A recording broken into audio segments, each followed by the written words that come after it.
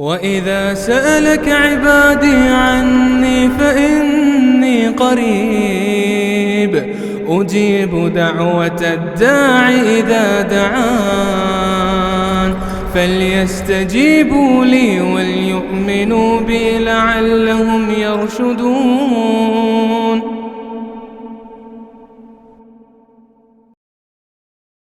وعلیکم ورحمۃ اللہ وبرکاتہ. الحمد للہ رب العالمین والصلاة والسلام علی نبینا محمد وعلی آلہ وصحبہ اجمعین ومن تبعہم بإحسان الی یوم الدین. اعوذ باللہ السمیع العلیم من الشیطان الرجیم من ہمزہ ونفخہ ونفثہ. بسم اللہ الرحمن الرحیم. وإذا سألک عبادی عنی فإنی قریب. سب سے پہلے ہر طرح کی حمد اور ثنا اللہ رب العزت کے لائق اور زیبا ہے، جس سے مانگنا عبادت ہے اور جس کی دعا سے منہ پھیر لینا تکبر ہے. اللہ تعالیٰ سے مانگنا شرف ہے، فضل ہے. بندوں سے مانگنا ذلت ہے، اللہ سے مانگنا عزت ہے. بندوں سے مانگنے میں ندامت ہے، اللہ سے مانگنا عبادت ہے. اور رمضان کا یہ مہینہ تو خاص طور پہ اللہ سے مانگنے کا مہینہ ہے. پر ہمارے ساتھ مجبوری یہ ہے کہ ہم کو پتہ ہی نہیں کیا مانگنا ہے. یعنی اتنی دعائیں ہم کو یاد ہوتی کہ ہم انگلیوں پہ گن لیں، اور وہ بھی اتنی بار مانگ لیے ہوتے ہیں کہ پھر وہ لذت دعاؤں میں باقی نہیں رہ جاتی. دعا میں ایک لذت ہے نا، ہاں دعا میں ایک لذت ہے. بعض مرتبہ دعا کی لذت آدمی اس لیے نہیں حاصل کر پاتا کہ اس کے مانگنے میں تنوع نہیں رہ جاتا ہے. 2 ہی 4 دعائیں یاد ہیں، گھوم پھر کر کے وہی مانگ رہے. اللہ کے نبی صلی اللہ علیہ وسلم بہت ساری دعاؤں میں بہت ساری چیزیں اللہ کے نبی صلی اللہ علیہ وسلم اللہ سے مانگتے تھے، الگ الگ طریقے سے مانگتے تھے. تو انشاءاللہ تعالیٰ کچھ دعائیں اللہ کے نبی صلی اللہ علیہ وسلم کی میں آپ لوگوں کی خدمت میں رکھوں گا. آپ لوگ چاہیں تو میں وہ دعا واٹس اپ بھی کر سکتا ہوں آپ لوگوں کو. میرا نمبر لے لیں، میں واٹس اپ پہ بھی بھیج دوں گا. تو پہلی اور اچھی چیز تو یہ کہ دعائیں زبانی یاد ہو جائیں، تاکہ ہر موقع پہ آپ مانگ سکیں. دعا مانگنے کا بہت سارا موقع ایسا ہوتا ہے جہاں آپ کے پاس گاڑی آپ چلا رہے ہیں، ہاں آپ کے پاس کچھ چیزیں دیکھ کر کے پڑھنے کا ٹائم نہیں ہے. جو زبانی دعائیں ہیں وہ مانگتے رہیں، اذکار پڑھتے رہیں. عورتیں ہیں کچن میں کھانا بنا رہی ہیں، کچن میں کھانا بناتے بناتے وہ یعنی ایسے کام جن میں بہت زیادہ آپ کی توجہ نہیں جا رہی ہوتی ہے، اس میں آپ کی توجہ دعاؤں پر رہے. ایسے ہی بہت ساری جگہیں ایسی ہوتی ہے جہاں آپ دیکھ کر کے دعا نہیں پڑھ سکتے ہیں، جیسے سجدے میں ہے. سجدہ بہترین موقع ہے دعا مانگنے کا، کیونکہ اللہ تعالیٰ سے بندہ سب سے زیادہ قریب سجدے میں ہوتا ہے. تو اس میں آپ وہی دعائیں مانگ سکتے ہیں جو آپ کو حفظ ہیں. تشہد ہے تو بہتر تو یہ ہے کہ دعائیں یاد کر لیں جو بتائی جا رہی ہیں. یاد نہیں ہو رہی ہیں تو کم سے کم لکھ کر کے رکھ لیں اور اس کو دیکھ کر کے پڑھیں، لیکن معنی سمجھ کر کے اس کا پڑھیں. اور وہ بھی نہیں ہو رہا ہے تو کم سے کم یہ کریں کہ بھائی اس کے جو الفاظ ہیں ترجمہ وہ کم سے کم آپ کو پتہ ہو، تاکہ آپ کو یہ پتہ چل جائے کہ دعا میں مانگنا کیا ہے اللہ تعالیٰ سے. تو تینوں طریقے ہو سکتے ہیں. بہتر طریقہ ہے حفظ کر لیں، یا پھر یہ کہ وہ لکھ کر کے اپنے پاس رکھ لیں، موبائل میں سیو کر لیں اور اس کو دیکھ کر کے پڑھتے رہیں. یا پھر یہ کہ کم سے کم اس کے معنی کو سمجھ لیں اور اپنی زبان میں وہ چیزیں اس طرح سے مانگیں جس طرح سے اللہ کے نبی مانگتے تھے. اللہ کے نبی کی ایک بڑی پیاری دعا ہے اور لمبی دعا ہے، اور اس میں بہت اعلیٰ ترین چیزیں اللہ کے نبی صلی اللہ علیہ وسلم نے مانگی ہیں. آپ دیکھیے کہ دعا میں کیا مانگنا چاہیے، ہم کو اس دعا سے پتہ چلتا ہے اور کیسے مانگنا چاہیے. اللہ کے نبی کی ایک دعا ہے جو اللہ کے نبی صلی اللہ علیہ وسلم نے حضرت عمار ابن یاسر کو سکھائی تھی. اللہم بعلمک الغیب وقدرتک علی الخلق. اللہ تعالیٰ میں مانگتا ہوں تیرے علم غیب کے وسیلے سے. میں نے شروع میں آپ کو ایک بات رکھی تھی نا کہ اللہ سے مانگنے کا اصول کیا ہے. اسلوب یہ ہے کہ اللہ کو اس کے عظمت کا، اس کے ناموں کا اور اس کی صفتوں کا حوالہ دیا جائے، وسیلہ لیا جائے. تو اعلیٰ ترین ایک وسیلوں میں سے کیا ہے؟ اللہ کے علم غیب کا وسیلہ، کہ اللہ تعالیٰ تو غیب کا جاننے والا ہے، میں نہیں جانتا ہوں، تو ہی جانتا ہے. کیونکہ بندہ آگے ایک ایسی چیز مانگ رہا ہے جس کا تعلق اللہ تعالیٰ کے علم غیب سے ہے. فرما رہے اللہم بعلمک الغیب، اللہ تعالیٰ یہ میں تیرے غیب کے علم کے واسطے سے، وقدرتک علی الخلق اور تیری مخلوق کی پر جو قدرت تجھ کو حاصل ہے اس کے واسطے سے مانگتا ہوں. تو علم الغیب ہے، وقدرتک علی الخلق اور تیری مخلوق کو تیری مخلوق تیری محتاج ہے، تجھ کو اپنی مخلوق پر جو قدرت حاصل ہے اس قدرت کے واسطے سے، اس کے وسیلے سے تیری دعا کرتا ہوں میں. احیینی ما علمت الحیات خیر لی. اللہ مجھے زندہ رکھنا جب تک تیرے علم میں ہے کہ زندگی میرے لیے اچھی ہے. وتوفنی اذا علمت الوفات خیر لی، اور مجھے وفات دے دینا جب تجھے یہ پتہ ہو کہ وفات ہی میرے لیے بہتر ہے. یعنی اللہ کے نبی صلی اللہ علیہ وسلم نے موت کی دعا مانگنے سے منع کیا ہے. موت کی دعا نہیں مانگنا چاہیے. کیوں؟ کیونکہ ہم کو نہیں پتہ جس وقت ہم موت کی دعا مانگ رہے ہیں اس کے بعد کی زندگی ہمارے لیے خیر کی باعث ہے یا شر کی باعث ہے. تو دعا مانگنے میں ایک اسلوب میں نے اس سے پہلے بھی بتایا ہے. ایک کچھ چیزیں تو ہوتی ہیں جو خیر محض ہوتی ہیں، اس میں خیر ہی خیر ہے، اس میں شر کا کوئی پہلو نہیں ہے، تو اس کو اللہ تعالیٰ کے علم سے معلق کر کے نہیں مانگنا چاہیے. مثلا جیسے جنت ہے، تو کیا جنت مانگتے ہوئے بولنا چاہیے کہ اللہ تعالیٰ اگر تجھے یہ بہتر لگتا ہے کہ جنت میرے لیے بہتر ہے تو مجھے جنت دے دے؟ ہاں، ایسا مانگنا چاہیے؟ بھئی جنت تو بہتر ہی ہے نا، جنت کسی کے لیے شر ہو نہیں سکتی ہے. یا ہدایت ہے تو بندہ بولے اللہ تعالیٰ اگر تجھے لگتا ہے کہ ہدایت تیرے علم میں ہے کہ ہدایت میرے لیے بہتر ہے تو مجھے ہدایت دے. بھئی ہدایت بہتر ہی چیز ہے.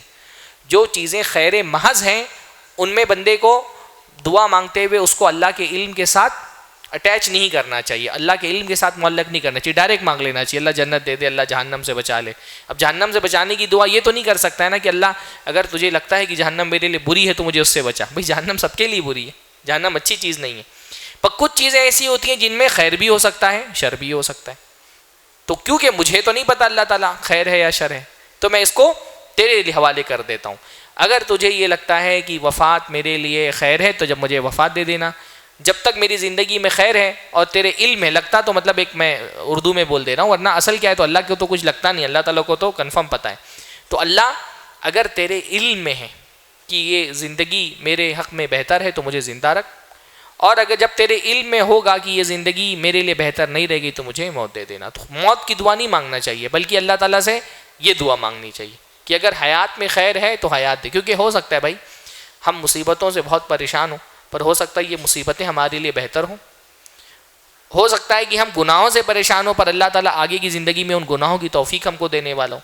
ہو سکتا ہے ابھی ہماری زندگی میں اتنی نیکی جمع نہ ہوئی ہو جو ہم کو کامیاب کرا سکے، اللہ تعالیٰ کی رحمت کا مستحق بنا سکے، لیکن آگے کی زندگی میں ہم وہ نیکیاں جمع کر لے جائیں جن سے ہماری آخرت سنور سکتی ہو. تو اللہ تعالیٰ کو حکم نہیں دینا چاہیے، اللہ کے ذمے کام نہیں لگانا چاہیے، اللہ کے حوالے کر دینی چاہیے ایسی چیزیں کہ اللہ تعالیٰ جب تک میری زندگی میں بہتری. اب اچھا ہے کہ آپ یہ دعا یاد کر لیں، ہاں، اللہ احینی ما علمت الحیات خیر لی وتوفنی اذا علمت الوفات خیر لی. اگر جب تک کہ زندگی بہتر ہے مجھ کو زندگی دے، جب موت میں خیر ہو تو مجھے خیر عطا فرما. اگر عربی میں یاد کر لیں تو بہت اچھا ہے، نہیں اردو میں تو مانگ ہی سکتے ہیں انشاءاللہ تعالیٰ. مفہوم تو آپ کے سمجھ میں آ گیا ہے. ہاں، وَأَسْأَلُكَ خَشْيَتَكَ فِي الْغَيْبِ وَالشَّهَادَةِ، اور اللہ تعالیٰ میں تیری خشیت مانگتا ہوں. خشیت کہتے ہیں ایسے خوف کو جو روب کے ساتھ، کہ اللہ تعالیٰ کا روب ہے اور اس کے ساتھ اللہ تعالیٰ کا خوف ہے. تو اللہ تعالیٰ مجھے اپنی خشیت عطا فرما دے، تیرا ایسا خوف عطا فرما دے جو غیب میں بھی ہو اور شہادت میں بھی ہو. مطلب میں تنہائی میں رہوں تو بھی تجھ سے ڈرتا رہوں، میں لوگوں کے حضور میں رہوں، مجلسوں میں رہوں تو بھی تجھ سے ڈرتا رہوں. یعنی تنہائی میں اللہ سے ڈرنا یہ بہت بڑی ایک نیکی ہے اور اللہ کے نیک بندوں کا کام ہے. ہاں، من خشی الرحمن بالغیب وجاء بقلب سلیم. ہاں، ان الذین یخشون ربهم بالغیب لهم مغفرۃ واجر کبیر. جو لوگ غائبانہ اللہ تعالیٰ سے ڈرتے رہے، اللہ کو نہیں دیکھا پھر بھی اللہ سے ڈر رہے ہیں، تنہائی میں بھی اللہ تعالیٰ سے ڈر رہے ہیں جب لوگ دیکھنے والے نہیں ہیں، ان کے لیے مغفرت اور اجر عظیم ہے. تو اللہ تعالیٰ میں لوگوں کے حضور میں رہوں یا میں تنہائی میں غیب میں رہوں، اکیلے میں رہوں، مجھے توفیق عطا فرما کہ میرا خوف، تیرا خوف ہمیشہ میرے دل پر طاری رہے، تیری نافرمانی سے میں ڈرتا رہوں. اور یہ بہت بڑی چیز ہے جو بندے نے مانگی ہے. یعنی میں نے کہا کہ تقویٰ یہ بھی کیسی چیز ہے، وہ اپنی مرضی سے ہم کو نہیں مل سکتا. تقویٰ بھی اللہ تعالیٰ سے مانگنا پڑتا ہے دعاؤں میں. اللہ کے نبی تقوی کے لیے بھی دعا مانگتے تھے، اللہم انی اسألک الہدی والتقی، اللہ میں تو اس سے ہدایت مانگتا ہوں، تقویٰ مانگتا ہوں. ایک دعا اللہ کے نبی پڑھتے تھے، اللہم آتی نفسی تقواہا وزکیہا انت خیر من زکاہا انت ولیہا ومولاہا. اللہ تعالیٰ میری نفس کو تقویٰ عطا فرما دے، میری نفس کو پاک کر دے. تو تقویٰ بھی مانگی جانے والی چیز ہے دعا میں. صرف مال اور اولاد نہیں مانگنا چاہیے دعا میں، تقویٰ بھی مانگنا چاہیے، اللہ کا خوف بھی مانگنا چاہیے کہ اللہ تعالیٰ تنہائی میں بھی میں تو اس سے ڈروں اور مجلسوں میں بھی میں تو اس سے ڈروں. برے آدمی، بدترین آدمی وہ ہے جو مجلس میں اللہ سے بھی نہیں ڈرتا اور تنہائی میں بھی نہیں ڈرتا، یہ بھی برا آدمی ہے. اور ایسے بھی آدمی برا ہے جو مجلسوں میں تو بہت اللہ تعالیٰ کا خوف اور تقویٰ دکھاتا ہے، تنہا ہوتے ہی اذا خلو بمحارم اللہ انتہکوہا. اللہ کے نبی صلی اللہ علیہ وسلم نے فرمایا قیامت کے دن ایسے بھی لوگ آئیں گے جو غالباً تہامہ پہاڑ کی مثال دی ہے نا کہ تہامہ پہاڑ کے برابر ان کی نیکیاں ہوں گی اور سب اس کی نیکی دریا برد کر دی جائے گی، اتنے نیک لوگ ہوں گے. تو اللہ کے صحابہ نے پوچھا اللہ کے نبی صلی اللہ علیہ وسلم کیوں ان کی نیکیاں ضائع کر دی جائیں گی؟ اللہ نے فرمایا کہ یہ ایسے لوگ تھے اذا خلو بمحارم اللہ انتہکوہا، جب تنہائی میں ہوتے تھے تو اللہ تعالیٰ کی حرمتوں کو پامال کرتے تھے، لوگوں میں بہت نیک بنتے تھے. خاص طور پہ یہ تنہائی کا سب سے بڑا دشمن تو یہ ہے موبائل. ہاں یعنی موبائل اور انٹرنیٹ کے زمانے میں جیسے ہر سہولت ون کلک اوے ہو گئی ہے، گناہ بھی ون کلک اوے ہو گیا ہے. یہ موبائل ہماری تنہائی کے تقوی کا بہت بڑا امتحان ہے. ہاں متقی آدمی وہ ہے جو تنہائی میں بھی ایسے موبائل کے دور میں اپنے آپ کو گناہوں سے بچا لے جائے. تو بندہ یہی مانگ رہا ہے وَخَشْيَتَكَ فِي الْغَيْبِ وَالشَّهَادَةِ، لوگوں کے حضور میں بھی اور تنہائی میں بھی اللہ تعالیٰ تیری خشیت عطا فرما. یہ بہت بڑی چیز ہے جو بندے نے مانگ لی ہے. وہ جو ایک شاعر کہتا ہے نا کہ بہت آساں ہے یاروں میں معاذ اللہ کہہ دینا، بہت آساں ہے یاروں میں معاذ اللہ کہہ دینا، بہت مشکل ہے خلوت میں گلگوں سے بچ جانا. ہاں یعنی دوستوں کی مجلس میں ہے، کوئی بات آئی گناہ کی، بندے میں معاذ اللہ، بہت آسان ہے بولنا یہ. ہاں لیکن تنہائی میں گلگوں یعنی شراب، جو زمانے میں شرابیں چلتی تھیں، وہ میں گلگوں اصل میں ایک استعارہ ہے گناہ کا، کہ لوگوں کے سامنے تو بولتے نا معاذ اللہ، آنکھیں بند کر لینا آسان ہوتا ہے کیونکہ لوگوں کی بھی حیا ہوتی ہے نا، آدمی لوگوں کی درمیان اپنی بے عزتی سے ڈرتا ہے. تنہائی میں کوئی مل جائے اور اپنی آنکھیں بند کر لیں، یہ بڑی نیکی ہے اور اس کا بڑا ثواب ہے. تنہائی میں نیکی کرنے کا بھی بہت ثواب ہے اور تنہائی میں گناہ سے بچنے کا بھی بہت ثواب ہے. تنہائی تہجد اتنی بڑی نیکی کیوں ہے؟ کیونکہ وہ تنہائی کی نیکی ہے. ہاں اس تہجد کی اصل فضیلت یہی ہے کہ بندہ تنہائی میں پڑھ رہا ہے، کسی کو بھی نہیں پتہ، اس کی بیوی بھی سو رہی ہے، بچے بھی سو رہے ہیں، محلہ سو رہا ہے، دوست احباب سو رہے ہیں، یہ بغیر کوئی اس کے پاس دکھانے کے لیے کوئی نہیں، بس یہ ہے اور اس کا رب ہے. کھڑا ہو گیا اور اللہ کے حضور میں دعائیں کر رہا ہے، رو رہا ہے، بڑے بڑے لمبے قیام کر رہا ہے، سجدوں میں گڑ گڑا رہا ہے. یہ اصل تہجد کی یہ فضیلت، اس لیے تہجد کو چھپا کے رکھنا چاہیے. ہاں ہمارے یہاں یہ بہت بڑا مسئلہ ہے کہ نیکی کا جب تک دکھاوا نہ ہم کر لیں تو ہم کو خود کو نیکی ہضم نہیں ہوتی. خاص طور پہ تہجد پڑھنے والے بہت سارے لوگوں کی ایسی نفسیات میں نے دیکھی ہے کہ وہ بہانہ تلاش کر رہے ہوتے ہیں تہجد بیان کرنے کا. ہاں یعنی ایک بندے نے تو سیدھا فیس بک پہ لکھ دیا پریئنگ تہجد فیلنگ بلیسڈ.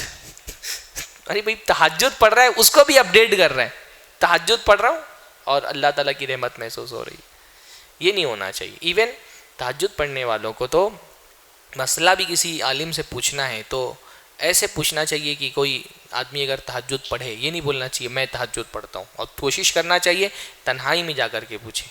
بعض سب کا نہیں ہوتا ہے ماشاءاللہ، بہت تہجد پڑھنے والے ہیں کہ ان کے گھر والوں کو بھی خبر نہیں ہے، لیکن بہت سارے لوگ ایسے ہوتے ہیں نا، وہ ہر عالم سے، میں نے ایک جگہ ایک صاحب کو دیکھا تھا کہ ہر عالم سے تہجد کا مسئلہ پوچھتے تھے اور کبھی بھی اس عالم کو تنہا میں نہیں پوچھتے تھے مسئلہ. جب دیکھتے تھے کہ 4-8 لوگوں کی مجلس میں بیٹھے تو جا کے بولتے تھے ارے مولانا وہ میں تہجد پڑھتا ہوں. ایک ہی مسئلہ رہتا تھا ان کا، ارے مولانا میں وہ تہجد پڑھتا ہوں تو کبھی کبھی آنکھ لگ جاتی ہے تو وتر نہیں پڑھا ہوتا ہے تو دوسرے دن کیا کروں. اور ہر عالم سے پوچھتے تھے اور 8-10 لوگوں کی موجودگی میں ہی پوچھتے تھے، اکیلے نہیں پوچھتے تھے. شیطان کیا کرتا ہے؟ پہلے آپ کو نیکی سے روکتا ہے، نیکی سے نہیں روک پاتا ہے تو وہ کیا کرتا ہے؟ کوئی ایسا کام کرا دیتا ہے کہ جو نیکی کا ثواب ملا ہے وہ کم ہو جائے یا ختم ہو جائے. آپ پڑھ رہے تھے وہ اللہ تعالیٰ کے، لیکن شیطان کیا کرتا ہے؟ ایسے ہی بہکا دیتا.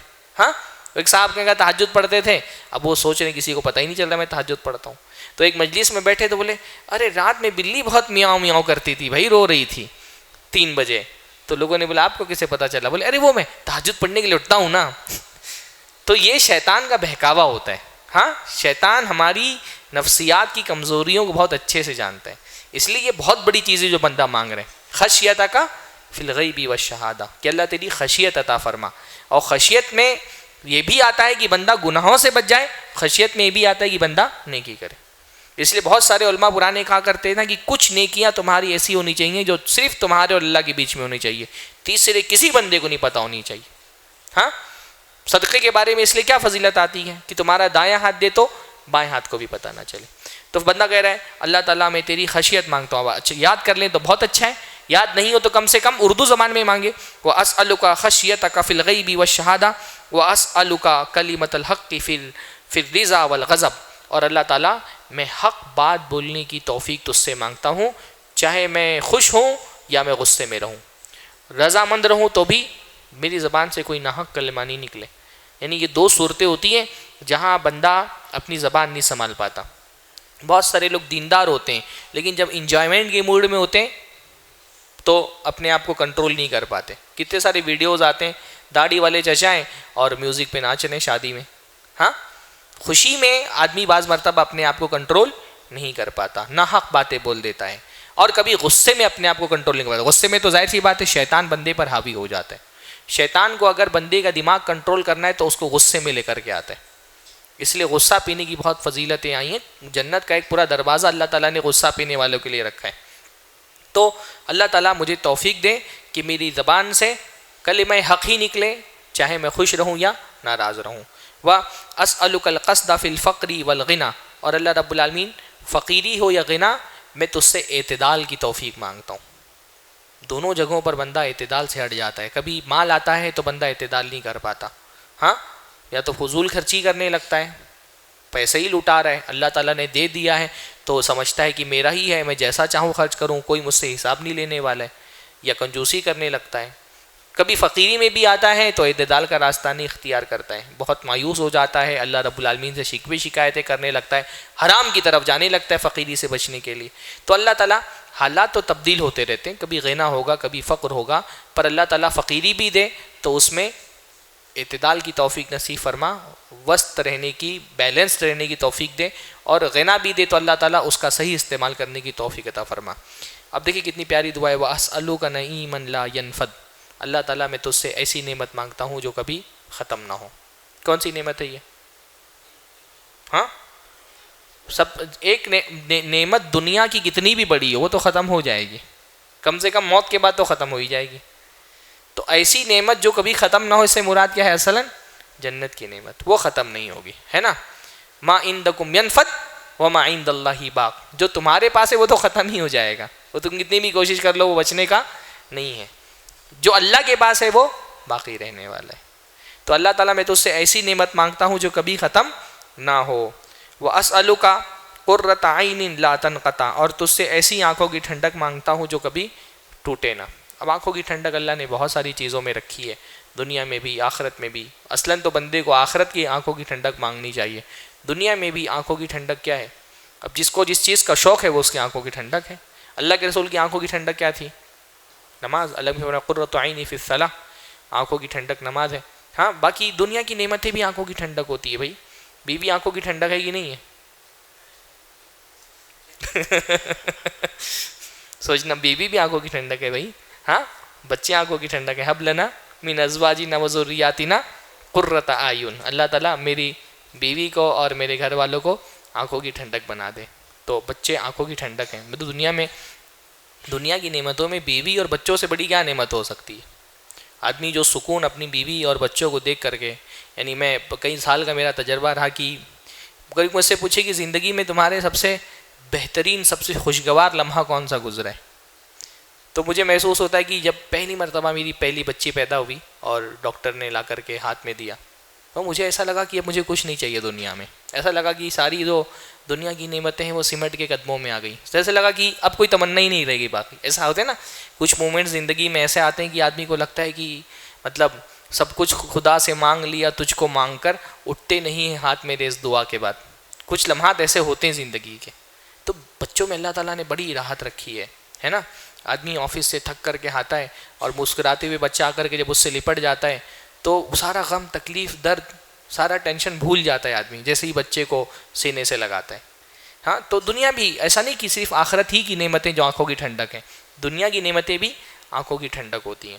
تو بندہ جو ہے وہ اللہ تعالیٰ سے مانگ رہا ہے کہ قرۃ عین لا تنقطع، اللہ تعالیٰ آنکھوں کی ایسی ٹھنڈک دے جو ختم نہ ہو۔ وَأَسْأَلُكَ الرِّضَا بَعْدَ الْقَضَاءِ، یہ کتنی پیاری پیاری چیزیں اللہ کے رسول مانگ رہے ہیں۔ اگر ہم یہ دعائیں نہیں پڑھیں تو ہم کو تو پتہ ہی نہ چلے مانگنا کیا ہے، ہم تو گھوم پھر کر کے 2 ہی 4 چیزیں مانگتے ہیں۔ ہاں، تو کتنی پیاری دعا اللہ کے نبی صلی اللہ علیہ وسلم، اس لیے اللہ کے نبی نے دعاؤں کو خزانہ کہا ہے۔ شداد بن اوس سے ایک روایت میں مروی، اللہ کے نبی نے فرمایا لوگ جو خزانہ جمع کر رہے ہیں ان کو جمع کرنے دو، تم یہ خزانہ جمع کرو۔ پھر ایک دعا اللہ کے نبی ہم نے بتائی، کل انشاءاللہ وہ دعا ہم دیکھیں گے۔ ہاں، کہا کہ لوگوں کو خزانہ جمع کرنے جو خزانہ جمع کر رہے ہیں تم یہ جمع کرو، یہ تمہارے لیے۔ اللہ کے نبی فرما رہے ہیں اللہ تعالیٰ سے دعا کیسے مانگنا ہے، وَأَسْأَلُكَ الرِّضَى بَعْدَ الْقَضَاءِ، اللہ فیصلہ ہونے کے بعد مجھے رضامند ہونے کی توفیق عطا فرما اس فیصلے پہ۔ فیصلہ کون کرتا ہے؟ اللہ۔ تو ایک تو ہے کہ بندہ فیصلہ ہونے سے پہلے اللہ تعالیٰ سے رضا مانگے کہ اللہ تعالیٰ مجھے راضی رکھ، یہ تو ایک دعویٰ ہوتا ہے لیکن کہ میں اللہ کوئی بھی فیصلہ کرے میں راضی رہوں گا، پر اللہ نے کوئی فیصلہ کر دیا، بھئی فیصلہ کبھی ہمارے حق میں ہوتا ہے کبھی ہمارے خلاف ہو جاتا ہے، تو جو بھی فیصلہ میرے بارے میں کر مجھے اس سے خوش رہنے کی توفیق عطا فرما اللہ، کہ میں تیرے فیصلے سے خوش ہو جاؤں۔ تو اولاد دے تو بھی خوش رہوں، تو نہیں دے تو بھی خوش رہوں، تو امیری دے تو بھی خوش رہیں، تو فقیری دے تو بھی خوش رہوں، تو اللہ رب العالمین صحت دے تو بھی خوش رہوں، مرض دے تو بھی میں ناراض نہ رہوں تو اس سے۔ مصیبت سے زیادہ بڑی مصیبت اس مصیبت پر اللہ سے ناراض ہو جانا ہے۔ نہیں، دنیا کی کوئی مصیبت آئے وہ اتنی بڑی مصیبت نہیں ہے جتنی بڑی مصیبت یہ ہے کہ اس مصیبت کی بنیاد پر بندہ اللہ سے خوش نہیں، ناراض ہو گیا۔ تو اللہ قضا کے بعد اسألک الرضا بعد القضاء، اللہ تعالیٰ میں قضا کے بعد اس سے تیری رضا مانگتا ہوں۔ واسألک برد العیش بعد الموت، اور اللہ تعالیٰ مرنے کے بعد زندگی کا سکون مانگتا ہوں، زندگی کی راحت مانگتا ہوں، یعنی میری موت میرے لیے کسی عذاب کا باعث نہ بنے، موت سے ایک راحت والی زندگی شروع ہو جائے، چھٹکارا ملے بھائی۔ ہاں، یعنی ایمان والا بندہ جب مرتا ہے نا تو اس کے لیے موت راحت بن جاتی ہے، دنیا کی فتنوں سے بچ جاتا ہے۔ وہ اللہ کے نبی نے فرمایا کہ بندہ موت کو ناپسند کرتا ہے، حالانکہ موت جو ہے وہ دنیا کی فتنوں سے بچا لیتی ہے اس کو۔ تو اللہ تعالیٰ موت زندگی میں مصیبتوں میں اضافے کا باعث نہ ہو میرے لیے، بلکہ موت دنیا کی فتنوں سے راحت کا سامان بن جائے کہ بندہ چھوٹ گیا، نجات مل گئی دنیا کی مصیبتوں سے، اب راحت ہی راحت ہے۔ تو واسألو، ابھی سب سے بڑی دعا، سب سے عظیم ترین چیز ہے جو بندہ اس دعا میں مانگ رہے ہیں، واسألک لذۃ النظر الی وجہک والشوق الی لقائک، اللہ تعالیٰ میں تیرے چہرے کی طرف دیکھنے کی لذت مانگ رہا ہوں تو اس سے، لذۃ النظر الی وجہک، یعنی النظر الی وجہک بھی مانگ سکتا تھا، پر اللہ کے نبی صلی اللہ علیہ وسلم نے ایک اضافہ کیا، تجھ کو دیکھنے کی جو لذت ہے وہ عطا فرما دے۔ اور یہ لذت کہاں ملے گی؟ انشاءاللہ جنت میں۔ اور وہ لذت جب ملے گی نا، جب اللہ تعالیٰ بندوں سے مخاطب ہو کر کے کہے گا ابھی ایک نعمت باقی ہے، بندے کہیں گے اللہ نے تو سب کچھ دے دیا، راضی کر لیا، اب کیا چاہیے؟ تو اللہ تعالیٰ حجاب اٹھا دے گا، اور وہ جب اللہ تعالیٰ کے چہرے کا دیدار ہوگا تو بندہ ساری نعمتیں بھول جائے گا، کچھ اس کو یاد نہیں رہے گا۔ اللہ کو دیکھنے سے بڑی دنیا میں جنت میں اور کوئی نعمت اتنی بڑی ہے ہی نہیں۔ تو یہ سب سے بڑی نعمت ہے، ہم نے کب مانگی ہے دعا میں؟ ہم کو تو پتہ ہی نہیں ہے، ہم تو رشتے ہی مانگتے رہتے ہیں۔ ہاں، فرمایا اللہ تعالیٰ مجھ کو وہ لذت دے جو تجھ کو دیکھنے سے حاصل ہوگی، اسألک لذۃ النظر الی وجہک والشوق الی لقائک، اور تو اس سے ملاقات کا شوق عطا فرما دے۔ ہاں، فی غیر ضراء مضرہ ولا فتنۃ مضلہ، بغیر کسی مصیبت کے اور بغیر کسی فتنے کے جس میں میں مبتلا ہوں، یعنی یہ آسانی سے مل جائے مجھ کو، نہ کسی دنیا میں فتنے کا شکار ہونا پڑے، کوئی نقصان اٹھانا پڑے، دنیا میں سہولت سے جی کر کے جنت پہنچ کر کے تیری نعمت یہ حاصل کر لوں۔ اللہم زینا بزینت الایمان، اللہ رب العالمین ہم کو ایمان کی زینت سے مزین کر دے، ایمان کی زینت سے آراستہ کر دے، یعنی ایمان دنیا کی سب سے مزین کرنے والی چیز ہے، انسان کو چینج کر دیتی ہے، خوبصورت بنا دیتی ہے نا۔ ایمان انسان کے ظاہر کو باطن کو دونوں کو مزین کر دیتی، اب باہر سے بھی انسان اچھا ہو جاتا ہے، اندر سے بھی انسان اچھا ہو جاتا ہے۔ تو اللہ تعالیٰ ہم کو ایمان کی زیور سے، ایمان کی زینت سے مزین کر دے۔ وجعلنا ہداۃ مہتدین، اور اللہ تعالیٰ ہم کو ہدایت پر رہنے والا، ہدایت کے راستے پر چلنے والا بنا۔ تو بہت پیاری دعا ہے، آپ لوگوں کو چاہیے تو میں واٹس اپ کر دوں گا، میرا واٹس اپ نمبر چاہیے تو لکھ لیجئے 8080187588 8080 187 588۔ تو واٹس اپ پہ بھی پوچھ لیں گے تو دے دوں گا، باقی یہ ہے کہ زبانی یاد کر لیں۔ یہ سنن نسائی کی روایت ہے، عمار ابن یاسر رضی اللہ تعالیٰ عنہ سے مروی ہے، شیخ البانی نے اس حدیث کو صحیح کہا ہے۔ بارک اللہ فیکم، جزاکم اللہ خیرہ، السلام علیکم ورحمۃ اللہ۔ مسجد عباد الرحمن کے پلیٹ فارم سے ہونے والی دعوت و تبلیغ کے مشن کو آگے بڑھانے میں ہمارا بھرپور ساتھ دیں۔ علم و عمل سے ناطہ جوڑنے کے لیے اہل علم سے جڑیں۔ مسجد عباد الرحمن کے یوٹیوب چینل کو سبسکرائب کریں اور آگے شیئر کرنا ہرگز نہ بھولیں۔ فجزاکم اللہ خیر۔